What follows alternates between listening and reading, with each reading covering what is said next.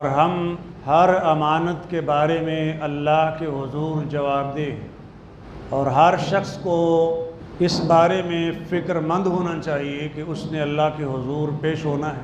ہر ایک سے اس کے اعمال کے بارے میں باعث پرس کی جائے گی۔ ہر شخص اپنی ذمہ داری کے بارے میں جواب دہ ہے، وہ ذمہ داری چھوٹی ہو یا بڑی، لیکن ظاہر ہے جس کے پاس بڑی ذمہ داری ہوگی مسئولیت وہ سخت ہوگی، چھوٹی ذمہ داری ہے تو اس ذمہ داری کے حساب سے وہ شخص ذمہ دار ہوگا۔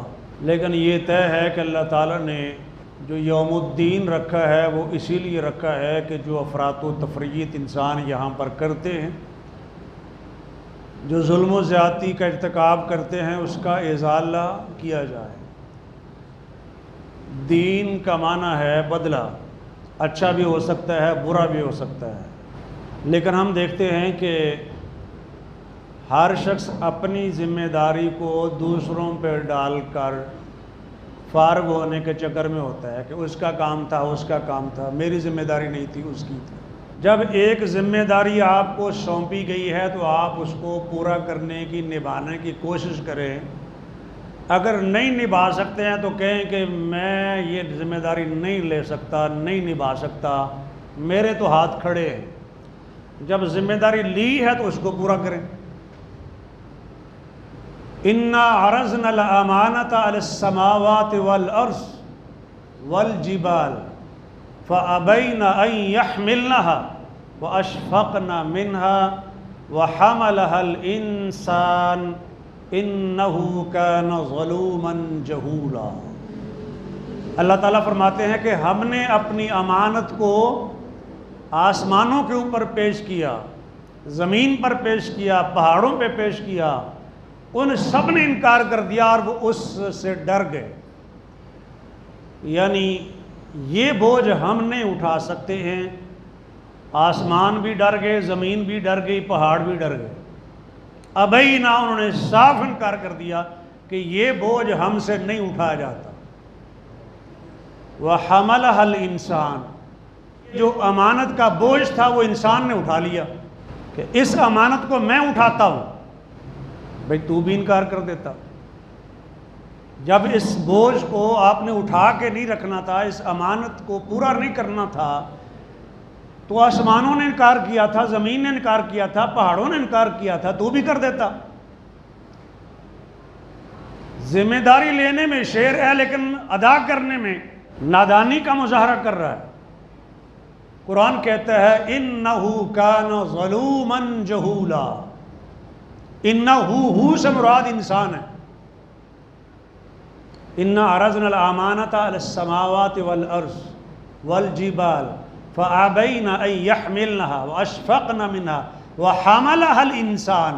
یہ جو انسان ہے نا، اس کے بارے میں کہا جا رہا ہے اِنَّهُ كَانَ، یہ انسان ہے، کیا ہے؟ ظلوماً، بڑا ظالم ہے، جہولا، بڑا نادان ہے، بڑا جاہل ہے۔ یہ نہیں کہا ظالم ہے جاہل ہے، بڑا جاہل ہے، بڑا ظالم ہے۔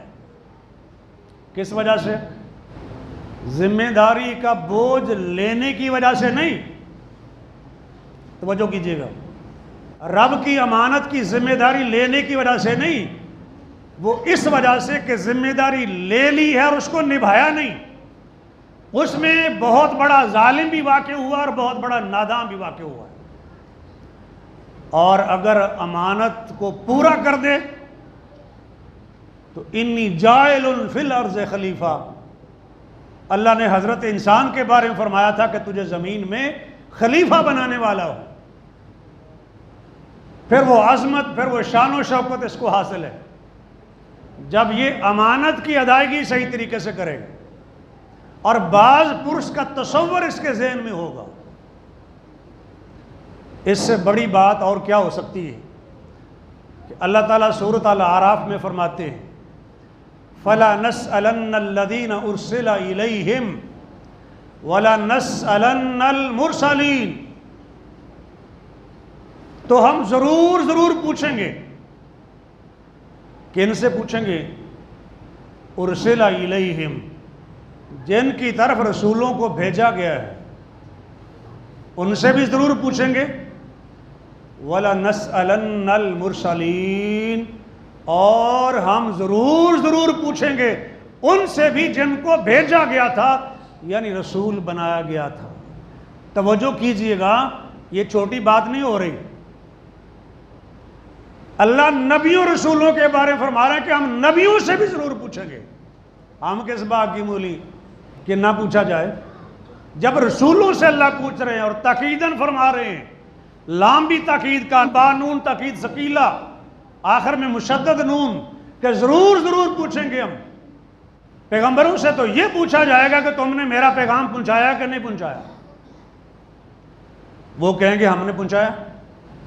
جن کی طرف پیغام گیا تھا ان سے پوچھا جائے گا تمہارے پاس کوئی رسول آیا کہ نہیں؟ اللہ نے نبیوں رسولوں کو بھیج کر یہ حجت تمام کر دی، یہ عذر ختم کر دیا کہ کل کلا کوئی یہ نہ کہے کہ ہمیں تو بتانے والا ہی کوئی نہیں آیا، ڈرانے والا کوئی نہیں آیا، خوشخبری دینے والا کوئی آیا ہی نہیں، ہمیں کسی نے دعوت نہیں دی۔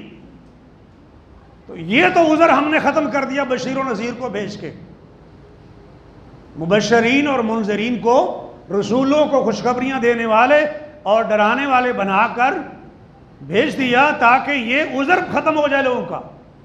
بھئی ہمیں پتہ ہی نہیں تھا، ہمیں تو کسی نے بتایا ہی نہیں، ہمیں علم ہی نہیں تھا۔ کوئی یہ تو نہ کہہ سکے نا لِأَلَّا يَكُونَ لِلنَّاسِ عَلَى اللَّهِ حُجَّةٌ، تاکہ یہ رسول بھیج دینے کے بعد لوگوں کی اللہ کے خلاف کوئی حجت باقی نہ رہے، کہ اللہ کو یہ کہے کہ اللہ آپ نے تو کوئی رسول ہی نہیں بھیجا، ہمیں کوئی وارننگ دینے والا آیا نہیں ہے۔ تو یہ جو دلیل تھی لوگوں کی، یہ بہانہ تھا، اس کو اللہ نے رسول اور نبی بھیج کے ختم فرما دیا۔